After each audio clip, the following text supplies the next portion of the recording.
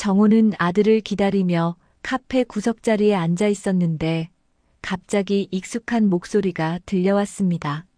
결혼하면 시아버지 연금으로 살림은 충분히 가능해. 민수 월급은 내가 쓰고 나중에 집도 결국 우리 거 되잖아. 와, 대박! 그럼 너 완전 복권 터진 거네.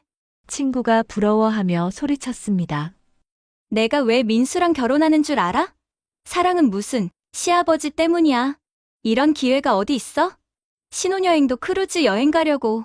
정호의 온몸이 떨리기 시작했습니다. 자신의 노후를, 자신의 피 같은 연금을 저렇게 우습게 여기고 있었다니. 오늘의 사연 시작하기 전 실제 사연을 바탕으로 각색한 이야기를 전합니다. 무료로 누를 수 있는 구독과 좋아요로 함께 해주시면 새로운 이야기를 가장 먼저 전해드리겠습니다. 오늘의 이야기 지금 바로 시작합니다. 아침 햇살이 창문 사이로 스며들어 작은 거실을 은은하게 비춥니다. 이정호는 늘 하던 대로 6시 반에 눈을 떴습니다. 40년 넘게 교단에 서며 몸에 밴 습관이죠. 은퇴한 지 벌써 2년이 흘렀지만 규칙적인 생활 리듬은 여전합니다. 오늘도 참 좋은 날이군. 정호는 작은 베란다로 나가 키우고 있는 화분들에 물을 줍니다. 토마토, 상추, 고추, 깻잎. 소소하지만 알찬 텃밭이 그의 또 다른 보람입니다. 교직에서 은퇴한 뒤 이런 작은 즐거움들이 하루하루를 채워주고 있습니다. 특히 직접 기른 채소들로 만든 반찬을 먹을 때면 젊은 시절 시골에서 살던 기억이 새록새록 떠오르죠. 정호 선생님, 안녕하세요. 아래층에서 올라오는 이웃 아주머니의 인사소리가 들립니다. 아파트 단지에서 정호는 꽤 인기가 좋습니다. 오랜 교직 생활로 다져진 인품과 예의 바른 태도 덕분이죠. 동네 아이들도 정호를 따르며 가끔 숙제 도움을 청하기도 합니다. 특히 수학 문제에 막힌 중학생들이 자주 찾아와 선생님, 이 문제 좀 봐주세요라며 부탁하곤 합니다. 안녕하세요, 김 여사님. 오늘도 일찍 운동 나가시는군요. 선생님도 건강하세요. 아드님 결혼 준비는 잘 되고 있죠? 네, 감사합니다. 다음 달이면 상견례도 하게 됩니다. 아이고, 그러면 곧 며느리 보는 기쁨을 누리시겠네요. 부러워요. 정호는 웃으며 대답하지만 마음 한편은 복잡합니다. 평생 모아둔 퇴직금과 매달 나오는 연금 덕분에 경제적 걱정은 없습니다. 검소하게 살아온 덕분이죠. 외식도 거의 하지 않고 옷도 필요한 것만 사며 큰 욕심 부리지 않고 살아왔습니다. 건강만 유지하며 조용히 살아가는 것이 지금의 소망입니다. 하지만 최근 들어 마음이 편치 않습니다. 아들 민수의 결혼 때문입니다. 35살의 든든한 아들이 드디어 결혼을 하게 되어 기쁘기는 하지만 예비 며느리 한지수에 대한 미묘한 불안감이 계속 남아 있습니다. 지수는 32살의 직장 여성입니다. 회계 사무소에서 일하며 나름 안정적인 직장을 가지고 있죠. 외모도 단정하고 말투도 예의 바릅니다. 처음 만났을 때도 아버님, 어머니처럼 모시겠습니다라며 정중하게 인사했습니다. 겉으로 보기에는 흠잡을 데 없는 며느리감이었습니다. 그런데 왜일까요? 정호는 지수를 볼 때마다 뭔가 석연치 않은 기분이 들었습니다. 말로는 설명할 수 없는 미묘한 위화감 같은 것 말입니다. 지수가 웃을 때 눈빛이 살짝 차가워 보이거나 대화할 때 시선이 자주 딴 곳을 향하는 것 같았습니다. 특히 돈 이야기가 나올 때면 지수의 표정이 미묘하게 변하는 것을 여러 번 목격했습니다. 괜한 걱정일 거야. 나이 들어서 예민해진 건가. 정호는 스스로를 달래며 아침 식사 준비를 시작합니다. 간단한 미역국과 계란 후라이, 그리고 직접 담근 김치 한 접시. 혼자 살기에는 충분한 아침상입니다. 아내를 잃고 10년째 홀로 사는 생활에도 이제 익숙해졌습니다. 아버님 계세요? 현관 초인종이 울립니다. 지수의 목소리입니다. 정호는 깜짝 놀랐습니다. 아직 아침 7시도 되지 않았는데 웬일일까요? 아, 지수구나. 왜 이렇게 일찍? 죄송해요, 아버님. 출근길에 잠깐 들렀어요. 민수가 어젯밤 감기 기운이 있다고 해서 죽 끓여서 가져왔거든요. 지수는 손에 보온통을 들고 서 있습니다. 어젯밤 민수가 우리 집에서 잠을 잤거든요. 정호는 며느리의 정성에 마음이 따뜻해집니다. 역시 착한 아이구나 싶었죠. 이른 아침부터 아픈 남자친구를 위해 죽을 끓여 가져오다니 정말 마음씨가 고운 여성입니다. 고맙구나. 들어와서 차라도 한잔하고 가렴. 아니에요, 아버님. 시간이 없어서요. 그냥 전해주세요. 지수는 보온통을 건네주며 서둘러 가려 합니다. 그런데 그 순간 정호는 지수의 표정에서 뭔가 이상한 기색을 포착합니다. 거실 안쪽을 힐끗 보는 시선이 평소와 달랐습니다. 마치 집안의 살림살이를 훑어보는 것 같은 느낌이었죠. 눈빛이 잠깐 날카로워지는 것 같았다가 금세 다시 온화한 미소로 바뀝니다. 그럼 안녕히 계세요, 아버님. 지수가 떠나간 후 정호는 보온통을 들여다봅니다. 정성스럽게 끓인 닭죽이 담겨 있습니다. 하지만 마음 한구석의 의문은 여전히 남아 있습니다. 방금 전 지수의 시선이 거실 안쪽 장식장을 유심히 보던 모습이 계속 머리에서 떠나지 않습니다. 뭔가 이상해. 표정이 순간 바뀌었는데 정호는 오랜 교직 생활로 단련된 직감을 믿습니다. 수많은 학생들을 가르치며 사람의 진짜 마음을 읽는 법을 터득했거든요.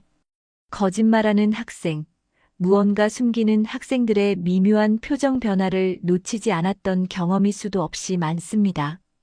지수에게서 느끼는 이 미묘한 위화감이 단순한 오해이기를 바라지만 마음 깊은 곳에서는 경계심이 점점 커져갑니다.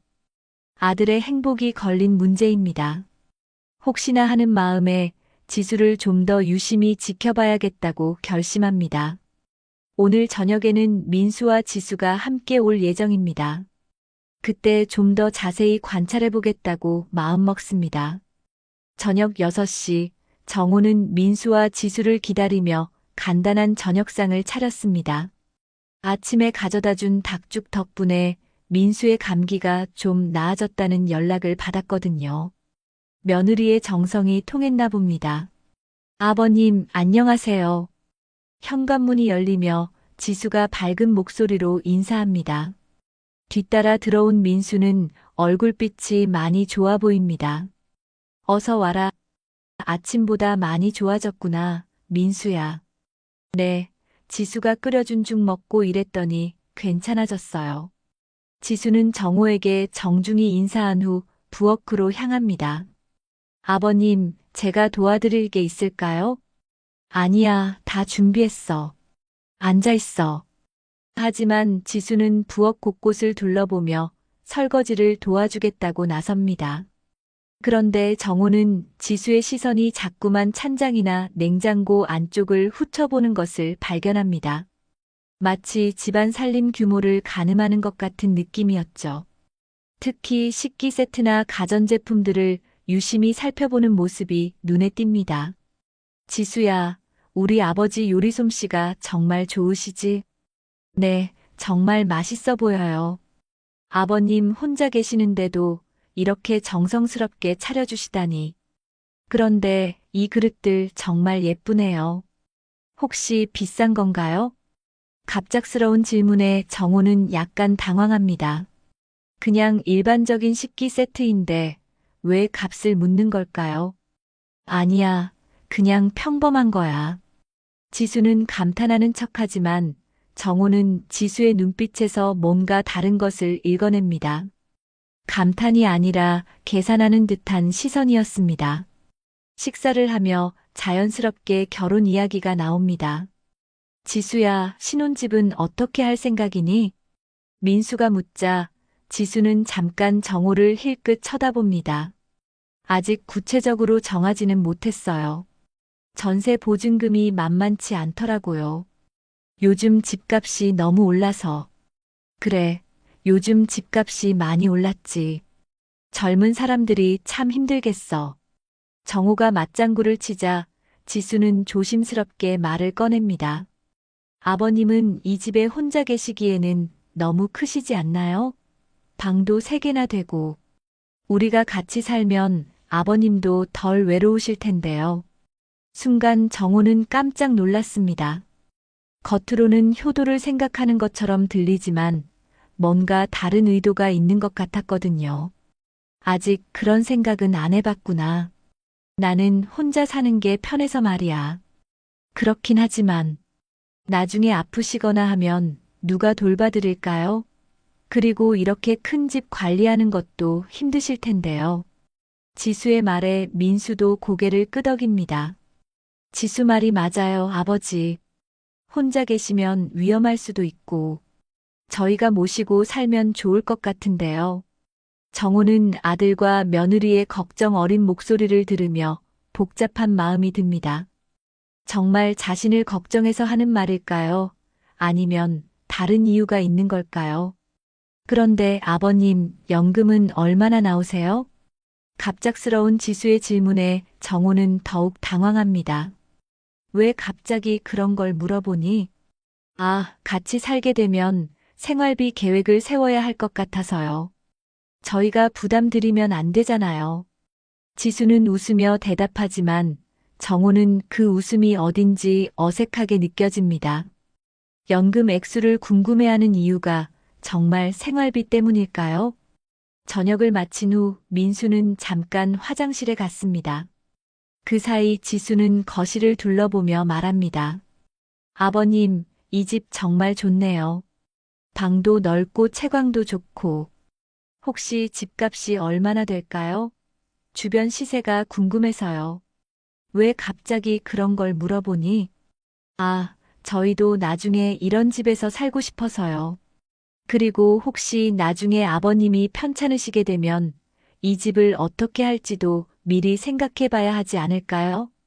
지수의 말에 정호는 소름이 돋습니다. 아직 자신이 건강한데 벌써 집 처분을 걱정한다니요. 이상합니다. 민수가 돌아온 후 둘은 집을 나섰습니다. 정호는 그들을 배웅하며 지수의 마지막 말이 계속 귓가에 맴돕니다. 아버님 건강하세요. 그리고 혼자 계시지 마시고 우리랑 같이 사는 것도 진짜 생각해 보세요. 아버님을 잘 모실게요. 문을 닫고 난 후 정호는 거실에 혼자 앉아 생각에 잠깁니다. 뭔가 이상합니다. 지수의 관심이 자신에 대한 걱정이 아니라 다른 곳에 있는 것 같았거든요. 집값을 왜 물어봤을까? 연금 액수도, 그리고 같이 살자는 제안도. 정호는 불안한 마음을 떨쳐내려 하지만 쉽지 않습니다. 오랜 교직 경험으로 터득한 직감이 계속 경고음을 울려댑니다. 이틀 후 정호는 아들과 약속한 카페에 일찍 도착했습니다. 민수가 늦는다고 연락했거든요. 카페 구석자리에 앉아 커피를 마시며 기다리고 있는데 익숙한 목소리가 들려옵니다. 지수야, 결혼하면 어떻게 살 거야? 신혼집은 정했어? 정호는 고개를 돌려봅니다. 지수가 친구와 함께 앉아 있었습니다. 지수는 정호를 보지 못한 채 친구와 대화를 나누고 있습니다. 신혼집은 걱정 없어. 결혼하면 시아버지 연금으로 살림은 충분히 가능해. 민수 월급은 우리 쓰고 나중에 집도 결국 우리 거 되잖아. 정호는 귀를 의심했습니다. 방금 지수가 한 말이 맞나요? 자신의 연금을 당연하게 여기고 심지어 자신의 집까지 노리고 있다는 뜻인가요? 정말? 그럼 신혼여행도 호화롭게 갈 수 있겠네. 친구가 부러워하며 말하자 지수는 환하게 웃습니다. 그럼 시아버지가 교직에 계셔서 퇴직금도 많고 연금도 괜찮거든. 월 200만 원은 나와. 우리가 굳이 쪼들리며 살 이유가 없지. 그리고 집도 시세가 6억은 될 거야. 정호는 충격에 휩싸였습니다. 자신의 연금 액수까지 정확히 알고 있고 집값도 알아봤다니요. 와, 대박. 그럼 너 완전 복권 터진 거네. 맞아. 솔직히 말하면 민수보다는 시아버지 때문에 결혼하는 거나 마찬가지야. 나 혼자 살기에는 너무 좋은 조건이잖아. 친구가 깔깔거리며 웃습니다. 그런데 시아버지가 동의하실까? 갑자기 같이 살자고 하면 이상하게 생각하지 않을까? 뭘 동의해? 혼자 계시는데 우리가 모시고 산다는데 좋아하실걸? 어차피 나중에는 다 우리가 상속받을 거니까 미리 함께 쓰는 거지. 그리고 더 늙으면 외로워서 우리 말 다 들을 거야. 지수의 말 한마디 한마디가 정호의 가슴을 칼로 찌르는 것 같았습니다. 이제야 지수의 진짜 속마음을 알게 된 것입니다. 민수는 몰라. 민수는 순진해서 몰라. 그냥 효부인 줄 알고 있어. 얼마나 귀여워. 지수와 친구의 낄낄거리는 웃음소리가 정호의 귓가에 울립니다. 자신의 노후를, 자신의 피 같은 연금을 저렇게 우습게 여기고 있었다니요. 카페에서 지수와 친구의 충격적인 대화를 들은 정호는 머릿속이 하얗게 변했습니다. 다리에 힘이 빠져 일어날 수도 없었죠. 민수와의 약속은 완전히 잊어버린 채 정호는 서둘러 카페를 나왔습니다. 지수에게 발견될까봐 두려웠거든요. 이럴 수가. 집으로 돌아가는 길, 정호의 마음은 복잡했습니다. 지수의 진짜 속마음을 알게 된 지금 모든 것이 다르게 보였습니다. 그동안 며느리의 효심이라고 생각했던 모든 행동들이 사실은 계산된 연기였던 것입니다. 집에 도착한 정호는 소파에 주저앉았습니다. 손이 떨려서 차 한 잔도 제대로 마실 수 없었죠. 내 연금을 노리고 내 집까지. 심지어 민수보다는 나 때문에 결혼한다고. 정호는 40년 교직 생활을 하며 수많은 사람들을 만나봤지만 이렇게 철저하게 속은 것은 처음이었습니다. 더욱 충격적인 것은 순진한 아들 민수가 아직 아무것도 모르고 있다는 사실입니다. 1시간 후 민수에게서 전화가 왔습니다. 아버지, 어디 계세요? 카페에서 기다리고 있는데. 아, 민수야. 미안하다. 갑자기 몸이 좀 안 좋아서 집에 왔어. 괜찮으세요? 지금 가서 뵐까요? 아니야, 괜찮아. 그냥 쉬면 될 것 같아. 정호는 아들과 만날 준비가 되지 않았습니다. 지금 상태로는 감정을 추스르기 어려웠거든요. 이틀 동안 정호는 집에서 나오지 않았습니다. 민수가 몇 번 연락했지만 몸이 아프다는 핑계로 만남을 미뤘죠. 그 시간 동안 정호는 어떻게 해야 할지 고민했습니다.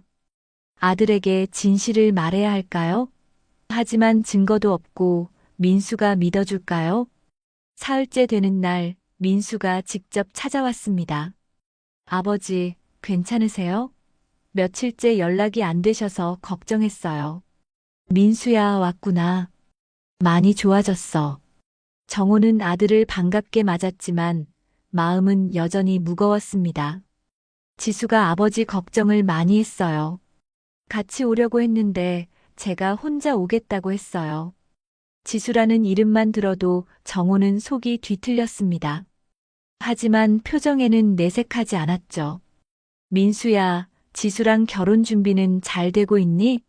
생활은 어떻게 할 생각이니? 정호는 조심스럽게 대화를 시작했습니다.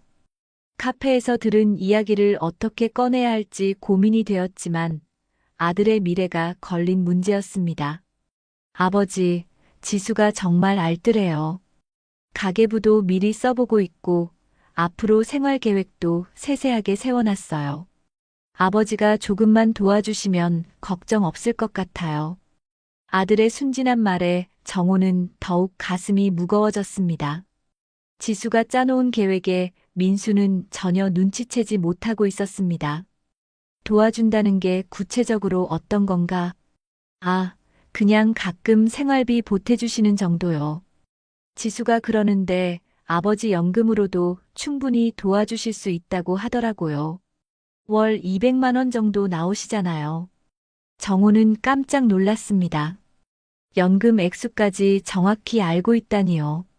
지수가 내 연금 액수를 어떻게 알지? 아, 제가 말해줬어요. 지수가 아버지 걱정을 많이 해서요. 혼자 계시면 생활비는 충분한지, 건강은 괜찮으신지. 그래서 정확한 상황을 알려줬어요. 민수는 정말 순진하게 대답했습니다. 지수의 진짜 의도를 전혀 모르고 있는 것이죠. 그리고 지수가 아버지 집 이야기도 했어요.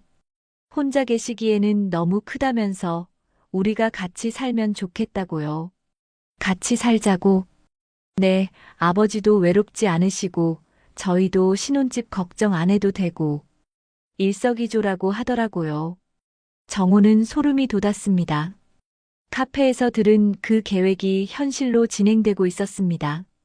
민수야, 너는 지수와 결혼한 후에 정말 아버지와 함께 살고 싶니? 글쎄요. 솔직히 말하면 저는 독립하고 싶었는데 지수가 아버지를 모시자고 하니까 그것도 좋은 것 같아요. 아버지 혼자 계시면 걱정되거든요. 정호는 한숨을 깊게 내쉬었습니다. 민수는 정말 아무것도 모르고 있었습니다. 민수야, 혹시 지수가 돈에 대해 특별한 관심을 보인 적은 없니? 예를 들어 내 재산이나 집값 같은 것들. 아버지, 왜 갑자기 그런 말씀을 하세요? 민수는 약간 언짢은 표정을 지었습니다. 지수는 그런 사람 아니에요. 오히려 아버지 건강만 걱정하는데요. 어제도 아버지가 편찮으시다고 하니까 병원에 모시고 가자고 하더라고요. 정호는 더 이상 직접적으로 말하기 어려웠습니다. 아들이 상처받을까봐 걱정됐거든요. 아니다. 그냥 물어본 거야. 요즘 결혼 사기꾼들이 많다는 뉴스를 봐서 말이야. 아버지, 지수는 정말 좋은 사람이에요. 제 판단을 믿어주세요. 저도 어린애가 아니잖아요. 민수가 단호하게 말하자 정호는 더 이상 말을 이어갈 수 없었습니다. 하지만 마음속으로는 결심했습니다. 반드시 지수의 정체를 아들에게 알려줘야겠다고 말입니다. 알겠다, 민수야. 아버지가 너무 걱정이 많았나 보다. 아버지, 지수 만나면 오해 풀릴 거예요. 다음에는 꼭 같이 와서 인사드리라고 할게요. 민수가 떠난 후 정호는 혼자 남아 깊은 생각에 빠졌습니다. 아들을 설득하기 위해서는 확실한 증거가 필요했습니다. 카페에서 우연히 들은 대화만으로는 부족했죠. 어떻게 하면 지수의 본 모습을 드러낼 수 있을까? 정호는 밤새도록 고민했습니다. 아들의 행복이 걸린 문제였으니까요. 민수와의 대화 후 일주일이 지났습니다. 정호는 밤잠을 설치며 어떻게 해야 할지 고민했습니다. 확실한 증거 없이는 아들을 설득할 수 없다는 것을 깨달았거든요. 그러던 중 민수에게서 연락이 왔습니다. 아버지, 다음 주 토요일에 상견례 하기로 했어요. 장소는 아버지가 정해주시면 좋겠다고 지수 부모님이 말씀하시더라고요. 정호는 가슴이 철렁했습니다. 상견례라니요. 이제 정말 본격적으로 시작되는 건가요? 알겠다, 민수야. 집 근처에 괜찮은 횟집이 있으니 거기서 하자. 네, 좋아요. 가성비도 좋고 음식도 맛있는 곳으로 부탁드려요. 정호는 평소 가끔 가던 동네 횟집을 예약했습니다. 분위기도 좋고 가격도 합리적인 곳이었죠.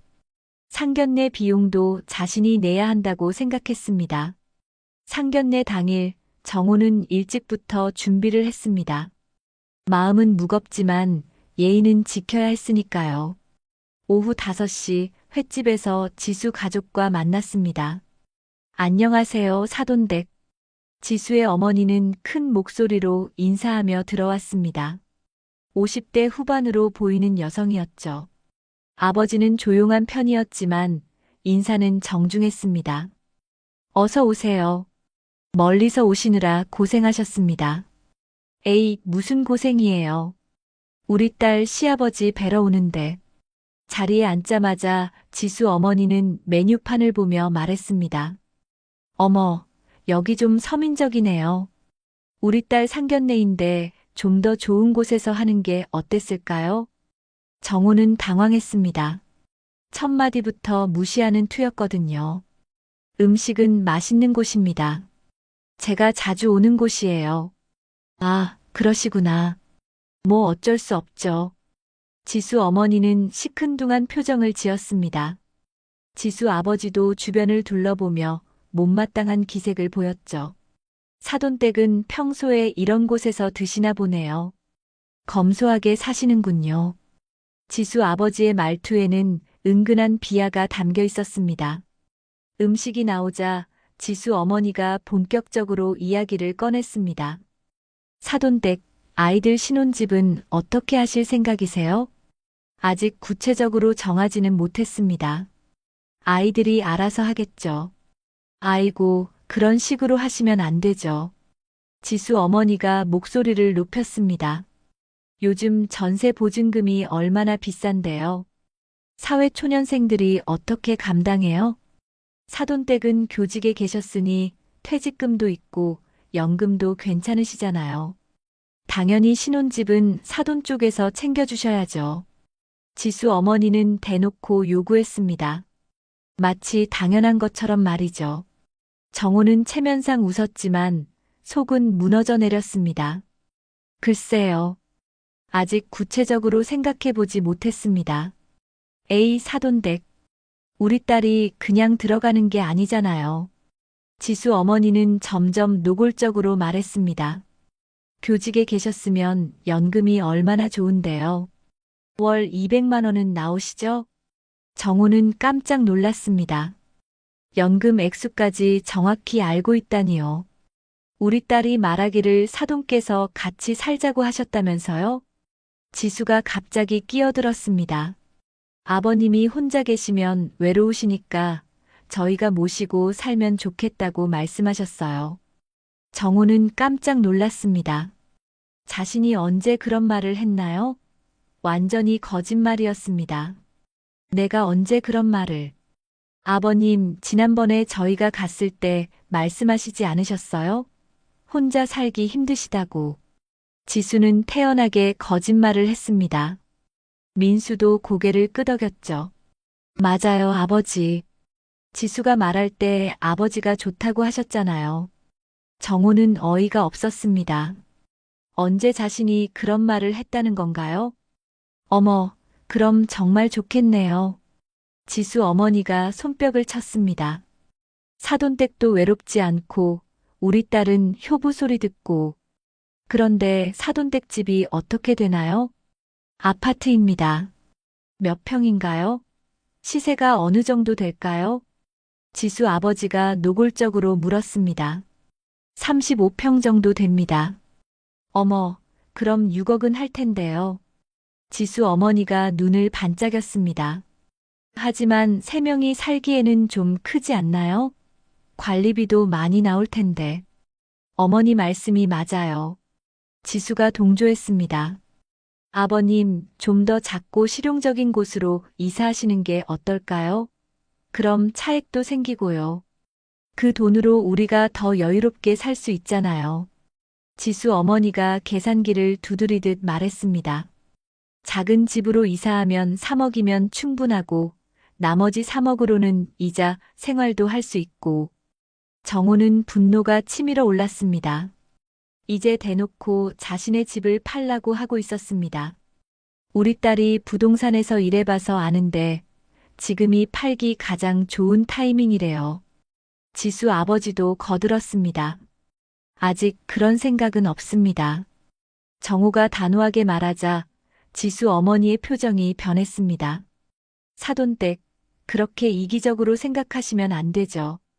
우리 딸이 시집 와서 고생하라고요? 지수 어머니는 목소리를 높였습니다. 교직에 계셨으면 돈도 많이 모았을 텐데 그것도 아끼시나요? 주변 손님들이 쳐다볼 정도로 큰 소리였습니다. 어머니, 조용히 하세요. 지수가 말렸지만 어머니는 멈추지 않았습니다. 아니, 상견례 장소도 이런 서민적인 곳에서 하고 신혼집도 안 해주고 이게 말이 되나요? 정호는 더 이상 참을 수 없었습니다. 저는 아직 아무것도 약속한 바 없습니다. 사돈댁. 지수 어머니가 소리쳤습니다. 그럼 우리 딸이 뭐예요? 그냥 들어가는 거예요? 분위기가 완전히 험악해졌습니다. 민수는 어쩔 줄 몰라 했고 지수는 당황한 표정이었죠. 어머니, 이러시면 안 돼요. 아니야, 지수야. 이런 건 확실히 해야 해. 지수 어머니는 정호를 노려보며 말했습니다. 사돈댁, 우리 딸 시집 보내는 거 아니면 말고요. 이런 식으로는 안 되겠어요. 상견례는 최악의 분위기로 끝났습니다. 정호는 완전히 지쳤습니다. 이제 더 이상 의심할 여지가 없었습니다. 지수 가족 모두가 자신의 재산을 노리고 있었고, 심지어 자신을 무시하고 있었던 것입니다. 상견례가 끝나고 집으로 돌아온 정호는 완전히 지쳐 있었습니다. 지수 가족의 노골적인 요구와 무시하는 태도에 분노와 절망이 교차했죠. 더욱 충격적인 것은 민수가 그런 상황에서도 지수를 두둔했다는 사실입니다. 아버지, 지수 어머니가 좀 직설적이긴 하지만 나쁜 의도는 아니에요. 걱정이 많으셔서 그런 거예요. 집으로 돌아오는 길에 민수가 한 말이 계속 귓가에 맴돌았습니다. 아들은 정말 아무것도 모르고 있었습니다. 이틀 후 정호는 마트에서 장을 보고 있었습니다. 평소보다 일찍 나왔는데 아무래도 집에 있으니 답답해서였죠. 과일 코너에서 사과를 고르고 있는데 익숙한 목소리가 들려왔습니다. 정호는 고개를 돌려봤습니다. 지수가 전화를 받으며 마트 안쪽으로 걸어가고 있었습니다. 정호는 본능적으로 지수를 따라갔습니다. 뭔가 중요한 이야기를 하는 것 같았거든요. 언니, 상견례 끝났어. 완전 대박이야. 지수는 휴대폰에 대고 신나게 말하고 있었습니다. 정호는 진열대 뒤에 숨어 지수의 대화를 들었습니다. 시아버지 돈으로 당분간 살면 돼. 어차피 다 우리 거 될 텐데 뭐. 정호는 온몸에 소름이 돋았습니다. 카페에서 들었던 그 뻔뻔한 대화가 다시 시작됐습니다. 응, 집도 6억짜리야. 팔면 우리가 3억으로 작은 집 사고 나머지 3억은 우리가 쓰는 거지. 지수는 아무도 듣지 않는다고 생각하며 거침없이 말했습니다. 시아버지가 좀 버티긴 하는데 시간 문제야. 나이 들면 외로워서 우리 말 다 들을 거야. 정호는 분노로 온몸이 떨렸습니다. 자신을 완전히 호구로 보고 있었습니다. 그리고 연금도 월 200만 원이야. 민수 월급이랑 합치면 월 500은 되는 셈이지. 우리가 뭘 걱정해? 전화 너머에서 누군가 뭔가 말하는 소리가 들렸습니다. 민수는 완전 바보야. 내가 시아버지 모시고 싶다고 하니까 효부라고 생각해. 얼마나 순진한지 몰라. 지수는 킬킬거리며 웃었습니다. 어차피 결혼하면 내 처나야. 시아버지 혼자 뭘 할 수 있겠어. 나이 들어서 외로운데 우리가 같이 살아준다는데 감사해야 할 거야. 정호는 더 이상 들을 수 없었습니다. 하지만 지수의 대화는 계속됐습니다. 그리고 시아버지가 아프거나 하면 우리가 결정권을 가지게 되잖아. 그때 집도 팔고 돈도 관리하고 완벽한 계획이야. 전화 너머에서 또 뭔가 말하는 소리가 들렸습니다. 뭘 걱정해? 법적으로도 며느리가 시아버지 재산 상속받는 거 어렵지 않아. 특히 아들이 하나뿐이면 더 쉽고. 지수는 마치 변호사라도 된 것처럼 자신 있게 말했습니다. 그리고 시아버지가 치매라도 걸리면 더 좋지. 그때는 우리가 모든 걸 대신 결정할 수 있어. 정호는 경악했습니다. 자신의 치매까지 바라고 있다니요. 이 정도면 완전한 사기꾼이었습니다. 언니, 내가 왜 민수랑 결혼하는 줄 알아? 사랑? 그런 거 아니야. 시아버지 때문이야. 이런 기회가 어디 있어? 지수의 말에 정호는 가슴이 찢어지는 것 같았습니다. 순진한 아들이 이런 여자에게 완전히 속고 있었던 것입니다. 결혼 후에는 시아버지한테 잘해주는 척하면서 서서히 주도권을 가져오는 거야. 나이 든 사람들은 외로워서 금방 넘어가. 지수는 정말 치밀하게 계획을 세워놓고 있었습니다. 돈 관리도 우리가 하자고 하면 될 거야. 건강 악화되면 은행 업무도 어려우시니까 우리가 도와드리겠다고 하면 돼. 전화 너머에서 감탄하는 소리가 들렸습니다. 맞아, 완벽한 계획이지? 그리고 만약 시아버지가 너무 버티면. 지수는 잠시 말을 멈췄다가 더 작은 목소리로 말했습니다. 요양원도 있잖아. 치매 핑계 대면서 보내버리면 집도 우리 거, 돈도 우리 거. 정호는 온몸이 얼어붙었습니다. 요양원까지 생각해놨다니요. 이건 단순한 결혼 사기가 아니라 완전한 재산 갈취 계획이었습니다. 언니, 나 정말 똑똑하지? 이런 걸 생각해내다니. 지수는 자화자찬하며 웃었습니다. 시아버지가 교직에 있어서 인맥도 좋고 사회적 지위도 있으니까 주변에서도 우리를 좋게 볼 거야. 효부라고 칭찬받을 거라고. 정호는 지수의 치밀함에 소름이 돋았습니다. 사회적 체면까지 계산에 넣어놨다니요. 그리고 민수는 완전 마마보이야. 내 말이면 뭐든지 들어.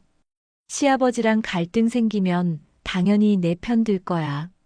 지수의 말이 맞았습니다. 상견례에서도 민수는 지수를 두둔했으니까요. 언니, 나 이번 생에 복권 터진 것 같아. 시아버지 덕분에 평생 편하게 살 수 있을 것 같아. 지수는 정말 기뻐하며 말했습니다. 결혼식도 시아버지 돈으로 크게 할 거야. 어차피 우리 돈 될 거니까 아끼지 말고. 정호는 더 이상 들을 수 없었습니다. 장바구니를 떨어뜨릴 뻔했지만 간신히 참았습니다. 지수에게 들킬까봐 두려웠거든요. 지수가 전화를 끊고 다른 쪽으로 걸어가자 정호는 그 자리에 서서 한동안 움직일 수 없었습니다. 온몸이 떨리고 머리가 어지러웠습니다. 이런 악마 같은 년이. 정호는 주먹을 꽉 쥐었습니다. 이제 더 이상 미룰 수 없었습니다. 반드시 이 결혼을 막아야 했습니다. 아들의 인생이 완전히 파괴되기 전에 말입니다. 집으로 돌아온 정호는 지수의 대화를 되새기며 분노했습니다. 하지만 동시에 확신도 생겼습니다. 이제 지수의 정체를 완전히 파악했으니까요. 이제 반격할 시간이었습니다. 마트에서 지수의 충격적인 통화를 들은 후 정호는 며칠 동안 계획을 세웠습니다. 이제 확실한 증거가 필요했습니다. 단순히 우연히 들은 대화만으로는 민수를 설득하기 어려웠거든요. 지수의 본 모습을 교묘하게 끌어내야 했습니다. 정호는 신중하게 기회를 노렸습니다. 그리고 마침내 완벽한 타이밍이 찾아왔습니다. 민수가 출장을 가게 된 것입니다. 아버지, 부산에 이틀 출장 가게 됐어요.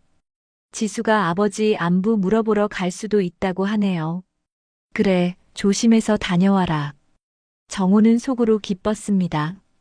지수와 단둘이 대화할 기회가 생긴 것이죠. 이제 지수의 진짜 속마음을 끌어낼 차례였습니다. 민수가 출장을 간 다음 날 오후 예상대로 지수가 찾아왔습니다. 아버님, 안녕하세요. 민수가 출장 가서 심심하실까봐 왔어요. 어서 와라, 지수야. 차라도 마시자.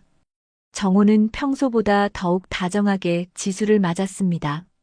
지수로 하여금 경계심을 낮추게 하기 위해서였죠. 아버님, 요즘 몸은 어떠세요? 혼자 계시니까 걱정돼요. 고맙구나. 네 덕분에 외롭지 않아. 정호는 지수의 관심이 진짜가 아니라는 것을 알고 있었지만 자연스럽게 연기했습니다. 차를 마시며 정호는 신중하게 대화를 시작했습니다. 지수를 경계하게 만들지 않으면서도 본심을 끌어내야 했거든요. 지수야, 나이가 들수록 외로움을 많이 느끼게 되더구나. 특히 저녁 시간에는. 정호는 일부러 쓸쓸한 표정을 지었습니다. 아버님, 그러시면 안 돼요. 저희가 있잖아요. 지수가 관심을 보이자 정호는 기회를 잡았습니다. 그런데 너희는 신혼인데 늙은이가 함께 살면 불편하지 않을까? 아니에요, 아버님. 오히려 저희가 함께 살면서 모시고 싶어요. 지수는 진심 어린 표정으로 말했습니다. 하지만 정호는 그 뒤에 숨은 의도를 알고 있었죠. 정말 고마운 마음이지만 경제적으로 부담되지 않을까? 요즘 물가도 많이 올랐는데. 정호는 걱정스러운 척하며 경제 이야기를 꺼냈습니다. 걱정 마세요, 아버님. 저희가 잘할 수 있어요. 하지만 생활비가 만만치 않을 텐데. 내가 도움이 될 수 있을까? 정호가 은근히 떠보자 지수의 눈이 반짝였습니다. 아버님이 그렇게 말씀해 주시니 정말 감사해요. 사실 조금 걱정이 되긴 했어요. 어떤 걱정? 요즘 젊은 세대는 월급만으로는 여유롭게 살기 어려워서요. 아버님처럼 안정적인 연금이 있으신 분들이 부러워요. 지수는 조심스럽게 말했지만 정호는 그 의도를 읽을 수 있었습니다. 아, 내 연금 말이구나. 그럼 그걸로 도움이 될 수 있을까? 정호가 순진하게 물어보자 지수는 더욱 적극적으로 나왔습니다. 정말요? 아버님이 그렇게 도와주시면 저희가 정말 여유롭게 살 수 있을 것 같아요. 얼마나 나오는지 알고 있니? 민수가 말해줬는데 월 200만 원 정도 나오신다고 하더라고요. 지수는 마치 부끄러운 척하며 말했습니다. 맞아. 그럼 그걸로 충분할까? 충분해요. 거기에 민수 월급까지 합치면 3명이 정말 편하게 살 수 있어요. 지수는 기뻐하며 말했습니다. 정호는 속으로 냉소했지만 표정에는 내색하지 않았습니다. 그런데 지수야, 이 집이 너희에게는 어떨까? 너무 크지 않나?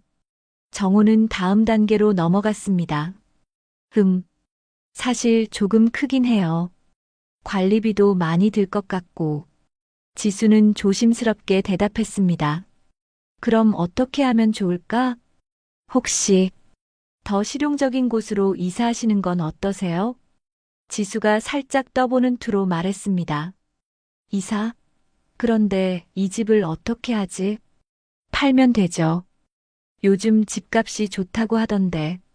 지수는 마치 정호를 걱정하는 척하며 말했습니다. 팔면 얼마나 될까?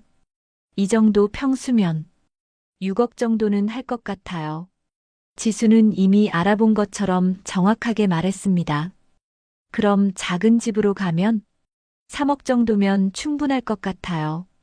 그럼 차액이 3억 정도 생기는 거죠. 지수의 목소리에 기대감이 묻어났습니다. 그 돈으로는 뭘 할 수 있을까? 예금해 두시면 이자만으로도 생활에 보탬이 될 거예요. 그리고 저희가 더 여유롭게. 지수는 말끝을 흐렸지만 의미는 명확했습니다. 정호는 다른 방향으로 떠보기로 했습니다. 지수야, 결혼하면 하고 싶은 게 있니? 사실 여행을 좋아해요. 특히 해외여행. 지수는 밝게 대답했습니다. 해외여행? 비용이 많이 들 텐데. 그래서 꿈으로만 생각했어요. 민수 월급으로는 힘들고. 지수는 아쉬워하는 표정을 지었습니다. 그럼 내가 도움이 될 수 있을까? 정호가 순진하게 물어보자 지수는 환하게 웃었습니다. 정말요? 아버님이 계시니까 정말 든든해요. 혼자서는 엄두도 못 낼 일들을 할 수 있을 것 같아요. 그래, 가족이니까 서로 도와야지. 정호는 따뜻하게 말하며 속으로는 지수의 탐욕을 확인했습니다. 아버님, 정말 감사해요. 이런 좋은 시아버지를 만나서 제가 정말 행복해요. 지수는 진심처럼 말했지만 정호는 그 뒤에 숨은 계산을 볼 수 있었습니다. 그런데 지수야, 만약 내가 나이가 들어서 아프거나 하면 어떻게 할 생각이니? 당연히 제가 모실 거예요. 걱정 마세요. 하지만 정말 심각해지면 그때는 전문적인 도움을 받으시는 것도 좋을 것 같아요. 저 혼자서는 한계가 있을 테니까. 지수는 조심스럽게 말했지만 정호는 그 의미를 정확히 알았습니다. 지수야, 나는 정말 다행이다. 너 같은 며느리를 만나서 아버님이 더 좋으세요. 이런 분을 시아버지로 모시게 되어서 정말 감사해요. 지수가 떠난 후 정호는 혼자 남아 깊은 생각에 잠겼습니다. 지수가 스스로 모든 것을 털어놓았습니다. 이제 반격할 준비가 끝났습니다. 지수와의 은밀한 대화가 끝난 후 정호는 며칠 동안 치밀한 계획을 세웠습니다. 카페에서 우연히 들은 대화, 마트에서 놀라서 급하게 녹음한 지수의 통화, 그리고 지수가 직접 한 말들을 종합하면 충분한 증거가 있었습니다. 이제 결정적인 순간을 위해 준비할 때였죠. 민수가 출장에서 돌아온 다음 주 결혼 준비 최종 점검을 위한 모임이 잡혔습니다. 양가 부모와 예비 신랑 신부가 모두 참석하는 자리였죠. 정호에게는 마지막 기회였습니다. 아버지, 오늘 최종 점검하고 나면 이제 진짜 결혼 준비 끝이에요. 민수는 들뜬 목소리로 말했습니다. 여전히 아무것도 모르고 있었죠. 그래, 민수야. 중요한 자리니까 빠뜨리는 것 없이 잘 해보자. 정호는 가방 안에 휴대폰을 확인했습니다. 녹음 파일들이 준비되어 있었죠. 지수와의 대화를 녹음해둔 것과 마트에서 너무 놀라서 급하게 녹음 버튼을 눌러 담아둔 지수의 통화가 오늘 결정적인 역할을 할 것입니다. 오후 2시 정호가 예약한 레스토랑에 모두 모였습니다. 이번에는 정호가 장소를 정했습니다. 지난번 상견례에서 무시당한 것을 만회하고 싶었거든요. 사돈댁, 오늘은 좋은 곳으로 정하셨네요. 지수 어머니는 레스토랑을 둘러보며 만족스러워했습니다. 결혼 준비 마무리하는 자리니까 조금 신경 썼습니다. 정호는 정중하게 대답했습니다.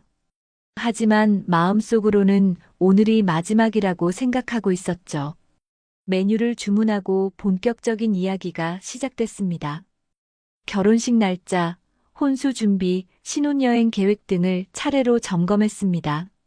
그런데 신혼집 문제는 어떻게 됐나요? 지수 아버지가 물어봤습니다. 아, 그 문제는 해결됐어요. 지수가 대답했습니다.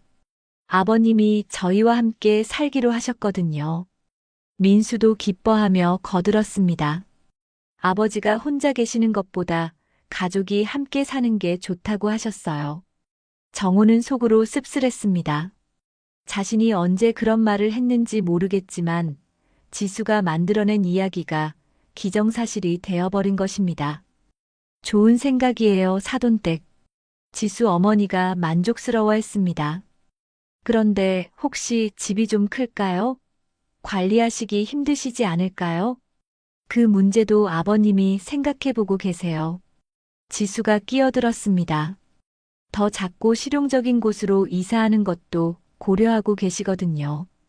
정호는 지수가 거짓말하는 것을 가만히 듣고 있었습니다. 곧 모든 것이 밝혀질 텐데 말이죠. 아, 그럼 집 팔고 작은 집으로 이사하시는 거네요. 차액도 생기고 좋겠어요. 지수 아버지가 관심을 보였습니다. 네, 그 돈으로 저희가 더 여유롭게 살 수 있을 것 같아요. 지수는 환하게 웃으며 말했습니다. 마치 이미 그 돈이 자신의 것인 양 말이죠. 정호는 이제 때가 왔다고 판단했습니다. 가방에서 휴대폰을 꺼내 테이블 위에 놓았습니다. 모두 잠깐 들어보시죠. 아버지, 뭘 들어보라는 거예요? 민수가 의아해했습니다. 정호는 마트에서 녹음한 파일을 먼저 재생했습니다. 지수의 목소리가 레스토랑에 울려 퍼졌습니다. 언니, 상견례 끝났어. 완전 대박이야. 순간 지수의 얼굴이 새하얗게 변했습니다. 시아버지 돈으로 당분간 살면 돼. 어차피 다 우리 거 될 텐데 뭐. 테이블이 조용해졌습니다. 모든 사람이 휴대폰을 바라봤죠. 응, 집도 6억짜리야. 팔면 우리가 3억으로 작은 집 사고 나머지 3억은 우리가 쓰는 거지. 민수는 믿을 수 없다는 표정으로 지수를 바라봤습니다. 그리고 연금도 월 200만 원이야. 민수 월급이랑 합치면 월 500은 되는 셈이지. 우리가 뭘 걱정해? 민수는 완전 바보야. 내가 시아버지 모시고 싶다고 하니까 효부라고 생각해. 얼마나 순진한지 몰라. 이 부분에서 민수는 완전히 충격에 빠졌습니다. 자신을 바보라고 부르며 비웃고 있었던 것입니다. 어차피 결혼하면 내 천하야. 시아버지 혼자 뭘 할 수 있겠어. 녹음은 계속됐습니다. 언니, 내가 왜 민수랑 결혼하는 줄 알아? 사랑? 그런 거 아니야. 시아버지 때문이야. 민수는 얼굴이 창백하게 질리며 지수를 바라봤습니다. 지수, 이게 뭐야? 이건 오해야. 그냥 친구한테 농담으로. 지수는 변명하려 했지만 녹음은 멈추지 않았습니다. 그리고 만약 시아버지가 너무 버티면 요양원도 있잖아. 치매 핑계 대면서 보내버리면 집도 우리 거, 돈도 우리 거. 이 말에 모든 사람이 경악했습니다. 지수 부모조차 딸을 믿을 수 없다는 표정이었죠. 정호는 이번에는 지수와의 직접 대화 녹음을 재생했습니다. 정말요? 아버님이 그렇게 도와주시면 저희가 정말 여유롭게 살 수 있을 것 같아요. 충분해요.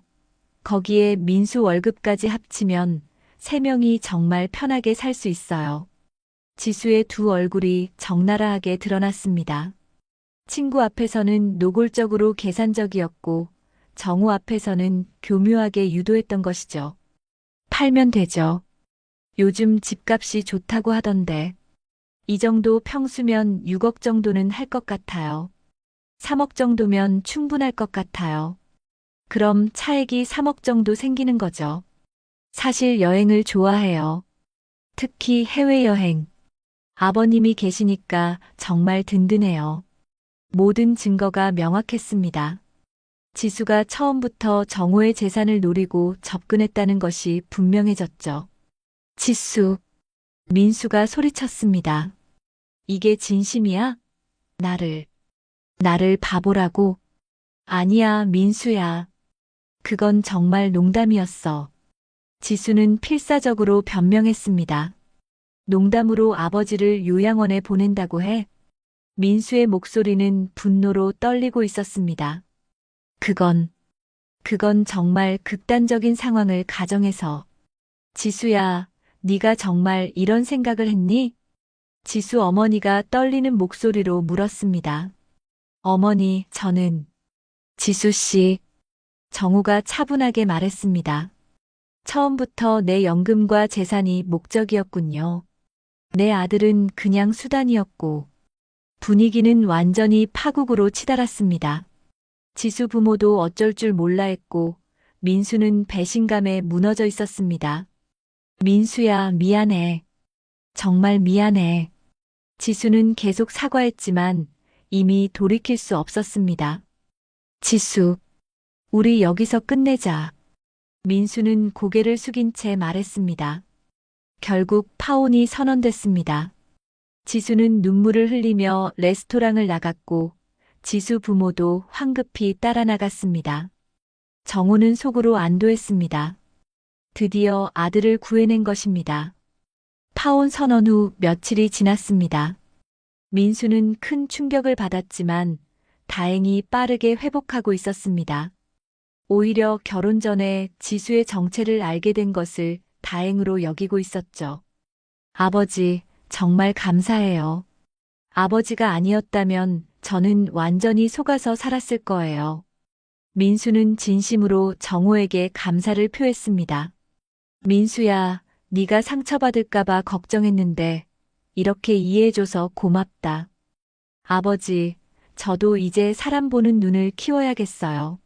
너무 순진했나 봐요. 정호는 아들이 이번 일을 통해 더 성숙해진 것 같아 뿌듯했습니다. 한편 파혼 소식은 삽시간에 퍼져나갔습니다. 지수의 직장 동료들 사이에서도 소문이 돌기 시작했죠. 누군가 지수가 시아버지 연금으로 산다며 계산적으로 결혼하려 했다는 이야기를 퍼뜨린 것입니다. 일주일 후 정호는 마트에서 우연히 지수의 직장 동료를 만났습니다. 선생님, 안녕하세요. 지수 일로 소문 많이 들었어요. 아, 그래요? 지수가 완전 망신당했어요. 회사에서도 이상한 시선으로 보고 결국 사표 냈다고 하더라고요. 정호는 복잡한 심정이었습니다. 지수가 자업자득이긴 하지만 이렇게까지 될 줄은 몰랐거든요. 그리고 요즘 새로운 남자친구 찾는다고 소개팅도 나가는데 소문이 다 퍼져서 잘 안 된다고 하더라고요. 동료는 계속 말했습니다. 누가 시아버지 돈 노리고 결혼하려던 여자랑 만나려고 하겠어요. 정호는 지수가 스스로 파놓은 함정에 빠진 것이라고 생각했습니다. 욕심 때문에 모든 것을 잃게 된 것이죠. 한 달 후 정호는 동네 카페에서 또 다른 소식을 들었습니다. 정호 선생님 들으셨어요? 그 지수라는 여자 말이에요. 단골 아주머니가 말을 걸어왔습니다. 무슨 일인가요? 새로운 남자친구 사귀었다고 하던데 그 남자가 지수 소문 듣고 바로 헤어지자고 했대요.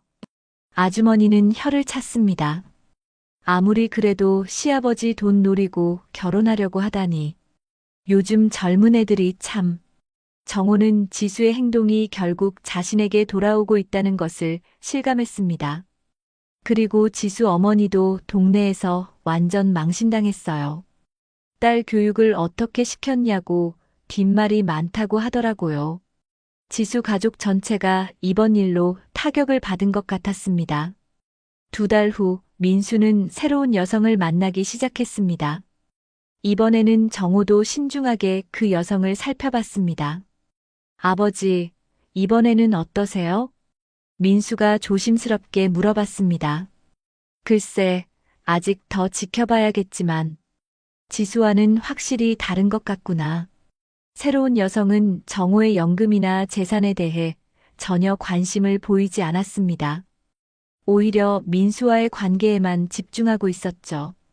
이번에는 정말 신중하게 할게요, 아버지. 그래, 천천히 해라. 급할 것 없어. 반년이 지난 어느 날 정호는 텃밭에서 농사를 짓고 있었습니다. 토마토와 고추가 풍성하게 자라고 있었죠. 평화로운 일상이 돌아온 것입니다. 아버지, 안녕하세요. 민수가 새로운 여자친구와 함께 찾아왔습니다. 어서 와라. 수진 씨도 왔네. 정호는 민수의 새 여자친구 수진을 따뜻하게 맞았습니다. 아버님, 텃밭이 정말 잘 가꿔져 있네요. 저도 농사에 관심이 많아요. 수진은 진심으로 관심을 보였습니다. 지수처럼 집값이나 연금에 대해 묻지 않았죠. 그래, 그럼 같이 해볼까? 정말요? 좋아요. 수진은 기뻐하며 정호와 함께 텃밭 일을 도왔습니다. 정호는 이런 자연스러운 모습이 진짜라고 생각했습니다. 저녁 식사를 하며 정호는 만족스러워했습니다. 수진은 자신의 일, 취미, 꿈에 대해서만 이야기했지 경제적인 것에는 전혀 관심을 보이지 않았거든요. 아버님, 제가 요리를 좀 할 줄 아는데 다음에 음식 해드릴까요? 그래, 고맙구나. 아버님이 좋아하시는 음식이 뭐예요? 수진의 질문은 순수했습니다. 지수처럼 속셈이 있는 것 같지 않았죠. 한 해가 지났습니다. 민수와 수진은 결혼을 발표했습니다. 이번에는 정호도 마음 편히 축복할 수 있었습니다. 아버지, 이번에는 정말 확신해요. 그래, 수진 씨는 좋은 사람 같다. 지수 일이 있었기 때문에 더 신중할 수 있었어요. 아버지 덕분이에요. 민수는 진심으로 감사했습니다. 결혼식 날 정호는 행복했습니다. 진정한 사랑으로 맺어진 결혼을 보는 기쁨이 컸거든요. 아버님, 정말 감사합니다. 아버님이 민수를 지켜주셔서 저희가 만날 수 있었어요. 수진도 정호에게 진심으로 감사를 표했습니다. 그로부터 1년 후, 정호는 여전히 자신의 집에서 평화롭게 살고 있었습니다. 민수와 수진은 독립해서 살고 있지만 자주 안부를 물어왔죠. 어느 날 정호는 동네에서 지수를 우연히 마주쳤습니다. 지수는 많이 초라해 보였습니다. 아버님, 지수가 조심스럽게 인사했습니다. 지수구나. 정호는 담담하게 대답했습니다. 아버님, 정말 죄송했습니다. 지수는 고개를 숙였습니다. 이제 와서 사과해도 소용없지만 정말 잘못했어요. 정호는 지수를 바라봤습니다. 욕심 때문에 모든 것을 잃은 모습이었죠. 지수야, 사람은 정직하게 살아야 해. 욕심 부리면 결국 자신만 다치게 돼. 네. 이제야 깨달았어요. 지수는 눈물을 흘렸습니다. 정호는 지수를 보며 마음이 복잡했지만 이것이 지수 스스로 선택한 길이라고 생각했습니다. 집으로 돌아온 정호는 텃밭에서 흙을 고르며 혼잣말했습니다. 내 연금은 내 노후의 등불, 내 아들의 삶은 내 손으로 지켰다. 지수는 결국 욕심 때문에 스스로 무너졌군. 이것이 가장 통쾌한 복수였어. 저녁 노을이 텃밭을 비추고 있었습니다. 정호는 평온한 마음으로 하루를 마무리했습니다. 진정한 승리는 정의가 이기는 것이라고 생각하며 말입니다. 오늘의 사연 어떠셨나요? 욕심은 결국 스스로를 무너뜨린다는 교훈을 전해주었습니다. 아들의 삶을 지켜낸 한 아버지의 결단, 여러분은 어떻게 보셨나요? 이 영상이 마음에 와닿았다면 구독과 좋아요 눌러주시고 댓글로 여러분의 생각도 함께 나눠주세요. 여러분의 작은 공감이 저희 채널을 움직이는 큰 힘이 됩니다. 시청해주셔서 감사합니다.